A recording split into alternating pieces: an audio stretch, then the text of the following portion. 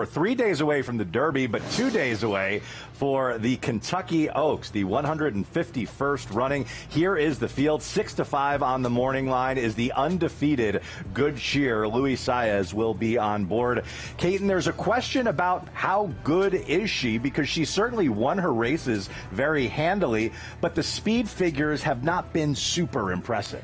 No, and I think the biggest knock against her is, in my mind, her biggest asset, which is that she hasn't necessarily gotten that much better or faster as a 3-year-old from her 2-year-old season. But you know what, Anthony? She didn't have to. She does what she needs to do to get the job done. And I think that's a real plus heading to her toughest test to date, because, Caleb, she can kind of save herself for the big dance. I think you're going to see a huge performance from her.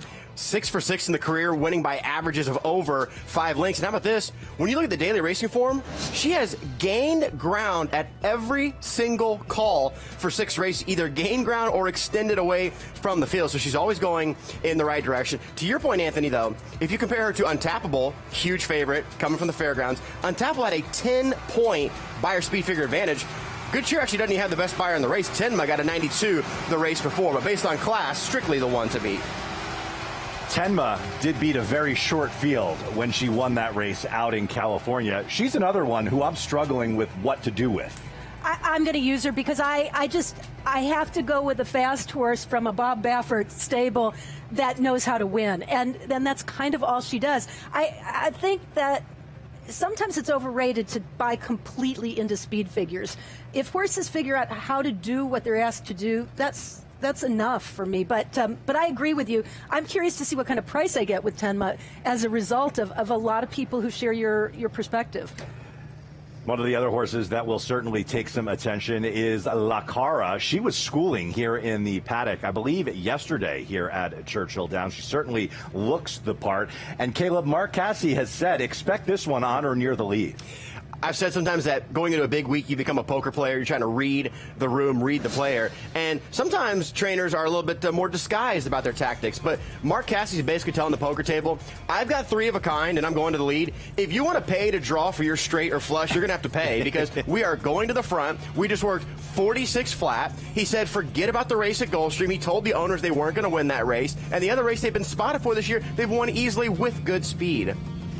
That is La Cara winning the Ashland back on April the 7th at Keeneland. Dylan Davis was on board that day. He will be on board again on Friday. How about Quiet Side from all the way on the outside? The 14, certainly not an ideal post, but she is certainly a horse who is on the improve. She is another who I think position is meaningful, because I question whether she's going to be at her best at longer distances, which she's going to be asked to do here. That said, I thought she is coming into the race as good as any horse in here. I have no knocks about her training or how she looks physically on the track. And I also can't knock her last performance. It was a very good race. She beat a good horse. And I think she's coming into this the right way. I just don't love her post position, I think. But in the Fantasy Stakes, I thought she earned this victory on the fair and square. I mean, some would say if the runner-up was on the outside, I think that's simply joking. It would have been a different outcome. I don't buy that. I think Quiet Side was the better horse on the day. I feel like I figured out in the last couple months that the best angle for a bounce is when you have 2 horses that go eye and eye down the stretch, and they leave the rest of the field behind. Well, let's look at the Sunland Derby this year. Getaway Car and Caldera were way clear. They both bounced big time. Let's look at the Saudi Cup, where you had Forever Young and Romantic Warrior. They went eye and eye, left the field behind. They both came back and were duds as the favorite. So when I look at the Oaks and Derby, the 2 horses that had an eye and eye battle that left the field behind were those 2 horses we just saw there, Quiet Side and Simply Joking. I love the post that Simply Joking has drawn. I think she has a good amount of early speed. I think she's going to be in a very nice spot. I have questions about whether this is the best distance from her, but I think other than Good Cheer, this is the horse I want. Well, my concern is both the distance and the fact that you've got La Cara to her outside. So you have a similar situation to what happened in the Fantasy with a horse who's highly regarded, maybe perhaps having the advantage position-wise. I also think there's going to be a lot of speed in here, similar to the Derby, but maybe a harder read in the Oaks than the Derby. Isn't it hard, though, to totally discount a Bob Baffert horse? You mentioned it before with Tenma. I mean, she did what she needed to do last time out at Santa Anita. I think there are just questions about how good she is. This was a 5-horse field. She's going to come up on the outside and get the job done. I like this race. I completely agree. It's hard to gauge when you only have 5 horses, and when you have smaller fields throughout all those prep races, it makes it even harder for both the Derby and the Oaks contenders. But she did it the right way, to my mind. She didn't have any competition, and yet she was running strongly at the end. And I think she can handle a little bit more distance. I think she can handle a little bit more pressure.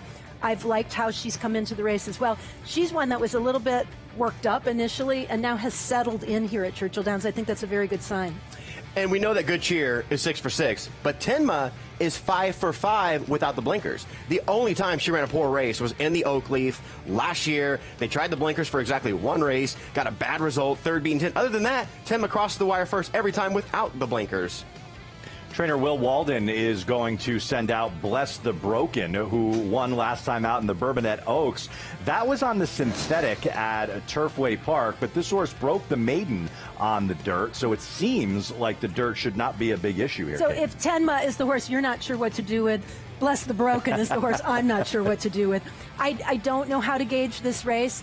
I'm certain that she can handle dirt. I'm just not certain she can handle dirt against this group of horses, and especially with her post position, although perhaps with her style and with legitimate pace up front, it won't be such a big deal for her to be working out a trip from that post. But again, she's a little bit of an enigma for me.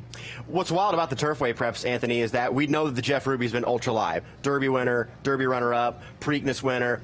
The Bourbonnette Oaks has really not been strong. I can't even think of a horse that's hit the superfecta coming from the Bourbonnette Oaks in the last decade plus. The difference is this horse, as you mentioned, has already faced Good Cheer. William Walton told a pretty funny story that when they were in the Rachel Alexandra, it was only a field of 4, and he told Axel Concepcion, hey, take a shot at that favorite around the turn. He said that was a mistake because they could not run with Good Cheer after making that move, but they're going to lay back a little bit. He said he's hoping for a wet track, which could come true, but at 30-1, William Walton's actually pretty confident. And did you happen to see Gabby played games with various horse racing personalities? Will Walden won that contest completely. How about his impersonations? Blowing everyone away with the impersonations. He is amazing. He is amazing. He did an impression of Mike Baker that we just absolutely loved. It was great. Great job to Gabby, and thanks for Will for playing along.